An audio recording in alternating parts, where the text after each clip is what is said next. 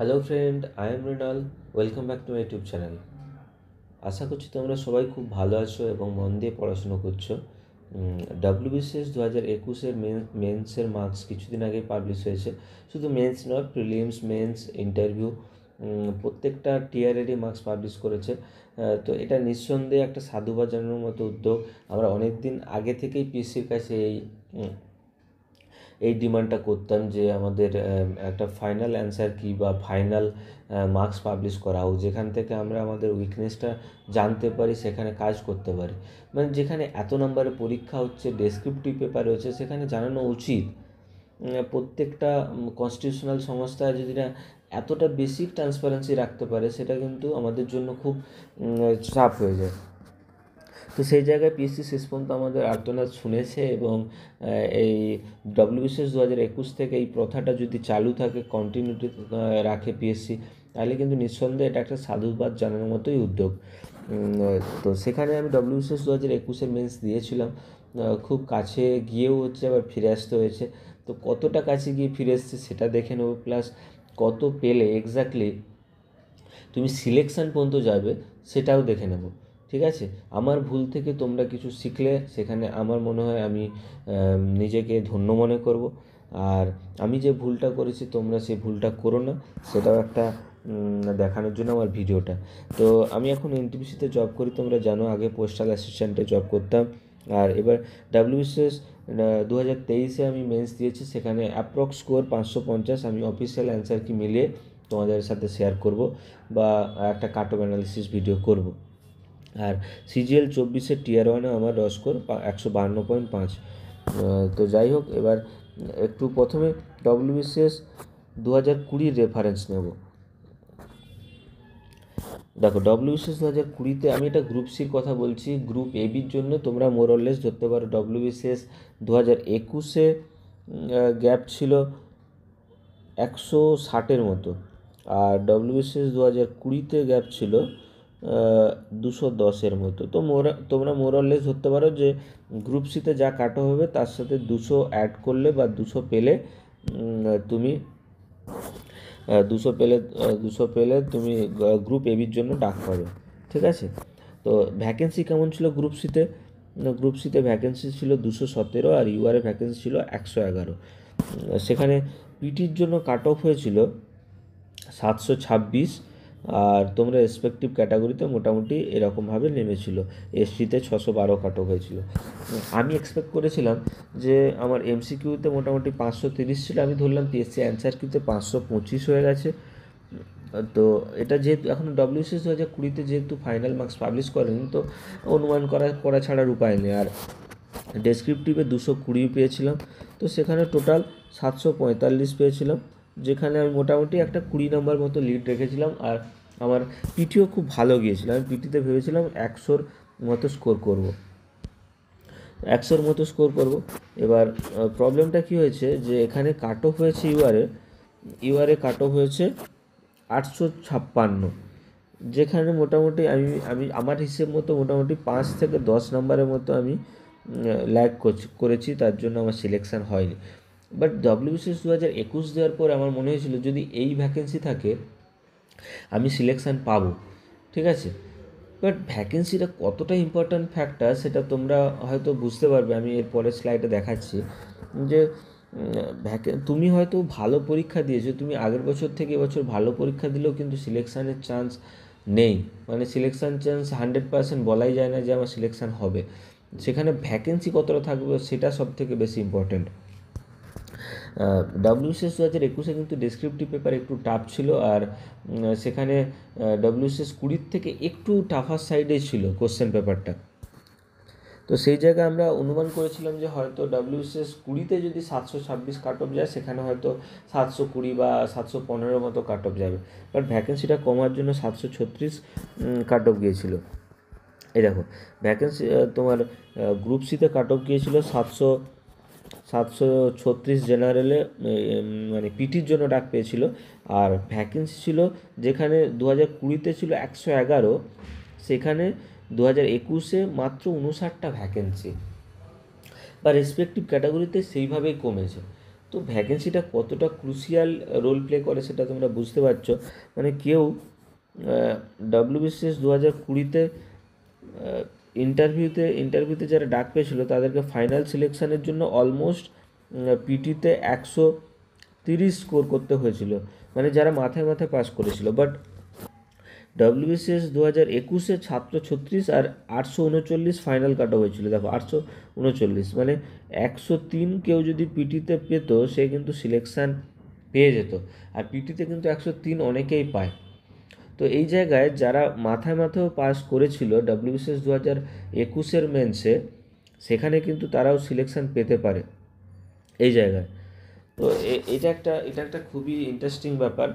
ইয়ার wise অনেক কিছু data, অনেক কিছু ট্রেন্ড চেঞ্জ হয়। তো আমরা যে অনুমানগুলো করে থাকি কাট অফ বা এটসেট্রা এটসেট্রা, সেটা কিন্তু সঠিক না হওয়াটার প্রবলিটি কিন্তু বেশি। তো সেইভাবেই আমরা অনুমান করে একটা বলে থাকি। যাই হোক, তারপরে দেখে নেওয়া যাক। আমি পরীক্ষা দিয়েই সবসময় একটা নিজের এক্সপেক্টেড স্কোর লিখে রাখি যে আমি কত পেতে পারি এক্স্যাক্টলি। তো সেখানে তুমি ধরো বাইরের বা বিভিন্ন সংস্থার যদি অ্যান্সার কি মেলাও, সেখানে তোমার হয়তো মার্কসটা একটু বেশি হয়। বাট পিএসসি অ্যান্সার কিন্তু বেশ কিছু ভুলভ্রান্তি, ডাউটফুল অ্যান্সার থাকে, তো তাতে তোমার মার্কসটা কমে যাবে। আর ধরেই নেবে যে মার্কসটা তোমার এসছে ওটাই তোমার ফাইনাল মার্কস, কেননা তুমি যতই অ্যান্সার কি চ্যালেঞ্জ করো তাতে খুব একটা বেশি কিছু চেঞ্জ হয় না। তো আমি পরীক্ষা দিয়ে ডব্লিউবিসিএস 2021-এ আমি ভেবেছিলাম পেপার 3-তে পাবো 93.33, পেপার 4-এ 142.67, আর পেপার 5-এ 157.33, আর পেপার 6-এ 122। তো টোটাল আমার এমসিকিউতে 515 অফিসিয়াল অ্যান্সার কি ওয়াইজ। আর ডেসক্রিপটিভে আমি ভেবেছিলাম ইংলিশে পাবো 100 আর বাংলায় 120। তো টোটাল আমি 220 ধরেছিলাম। 220 মিলিয়ে আমার 735.66। ডব্লিউবিসিএস 2000 মেন্সে আমি অপশনাল দিইনি, তো আমার এই স্কোরটা আমি গ্রুপ সি এর জন্য টার্গেট করেছিলাম। আর ডব্লিউবিসিএস 2021-এ আমার এমসিকিউতে স্কোর ছিল 525, আমি একটু বেশি ছিল, বাট আমি অফিসিয়াল অ্যান্সার কিতে আমি এরকমভাবেই ধরেছি। আর ডেসক্রিপটিভে 220। তো ডব্লিউবিসিএস 2021-এ যেহেতু কোনো 20-তে যেহেতু কোনো মার্কস দেয়নি, সেজন্য অনুমান করা ছাড়া কোনো উপায় নেই। তো ভেবেছিলাম 745 পেয়েছি, আর কাট অফ 726 হয়েছিল। তো মোটামুটি একটা 20 নম্বরের মতো লিড ছিল আমার যখন আমি পিটি দিতে যাই। বাট তারপর আমার কিন্তু সিলেকশান হয়নি, ইন্টারভিউ ভালো হওয়া সত্ত্বেও। ঠিক আছে, কেন হয়নি সেটা তোমাদেরকে আমি পরের স্লাইডে বলছি। এবার দেখে নেবো আমার অ্যাকচুয়াল ডব্লিউবিসিএস 2021-এর যে অফিসিয়াল মার্কস সেটা। ঠিক আছে, এখানে দেখো আমার এই যে হাইলাইট করা রোল নাম্বারটা, এটা আমার রোল নাম্বার। আমি জেনারেল ক্যাটাগরি থেকে বিলং করি। আর আমার প্রিলিমসে স্কোর ছিল 142.67, বাংলাতে ছিল 129, যেটা মোটামুটি মোরালেস ভালো স্কোর। 130 যদিও আমি ধরি, 130 ভালো স্কোর। ইংলিশে আমি ভেবেছিলাম 100 পাবো, সেখানে 89 পেয়েছি। তো মোটামুটি এটা বলা যায় যে একটু বিলো এভারেজ। তাও মোটামুটি পাশে যে মার্কসগুলো দেখছি তার হিসেবে মনে হচ্ছে ঠিকঠাক। মানে আমি যদি 90-ও ধরি, মোটামুটি দুটোতে 220। আমি যেটা ধরেছিলাম যে 220 পাবো, মোটামুটি সেরকমই পেয়েছি, 218 পেয়েছি। ঠিক আছে, তো ঠিক আছে গেল। এবার পেপার 3-তে যেটা 93.33 হয়েছিল আমার হিসাবে, সেটা 96 হয়েছে। ঠিক আছে, 96 পেপার 3, 94 পেপার 90, তারপর 142.81, এটা হচ্ছে পেপার 4-এ, যেটা একটা অ্যাভাব এভারেজ স্কোর বলা যায়। একটা ইউআর স্ট্যান্ডার্ডে যদি তুমি 120-ও পাও সেটা ভালো স্কোর ছিল, বাট আমার এখানে 142 ছিল, যেটা ভালো স্কোর। আর হয়তো হিস্ট্রিতে যে 5-10 নাম্বার যেটা ছিল, গ্যাপ ছিল, সেটাকে ফুলফিল করেছে। পলিটিতে 157, এটা একটু বিলো এভারেজ বলা যায়, কারণ অনেকেই 160+ স্কোর করেছিল। ইউআর স্ট্যান্ডার্ড থেকে যদি সিলেকশান নিতে চাও তাহলে কিন্তু উইকনেসের জায়গা রাখা যায় না। আচ্ছা, ম্যাথসের যে পেপারটা ছিল, মানে পেপার 6, সেখানে আমি 121 স্কোর করেছিলাম, যেটা একটা বিলো এভারেজ স্কোর ইউআর স্টুডেন্টের জন্য। কেন বিলো এভারেজ? কারণ এখানে কিন্তু স্কোর করার জায়গা আছে, প্লাস আমার যে ভুলটা হয়েছিল, আমি এক তো ম্যাথসে কোনো টাইমই সেরকম দিইনি, প্লাস হচ্ছে প্রচুর স্কিপ করতে প্রবলেম হয়েছে, কারণ আমার প্র্যাকটিস ভালো ছিল না। এরকম না যে আমি ম্যাথসে দুর্বল, বাট আমার প্র্যাকটিস খুব একদম মানে অনেকটাই কম করেছি, যার জন্য আমার ম্যাথসে 121 এসছে। 121টা কিন্তু মোটেও ভালো স্কোর নয় ম্যাথসে, কম করে 135 থেকে 40 অ্যাটলিস্ট রাখা উচিত যদি সিলেকশান নিতে চাও। যেহেতু বাকি সাবজেক্ট মোরলে সেমই আসছে, বা নাহলে যদি বাকি সাবজেক্টে তুমি এক্সিলেন্ট কিছু পারফর্ম করতে তাহলে ঠিক আছে।